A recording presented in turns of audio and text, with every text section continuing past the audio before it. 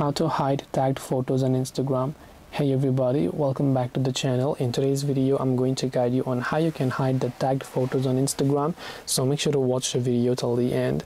So if you want to actually hide the tagged photos on Instagram, it's actually quite very simple to do so. So if someone tags you, normally where you find them is by simply coming to your profile page and going to this tag option, where you will see all the posts where you have been tagged.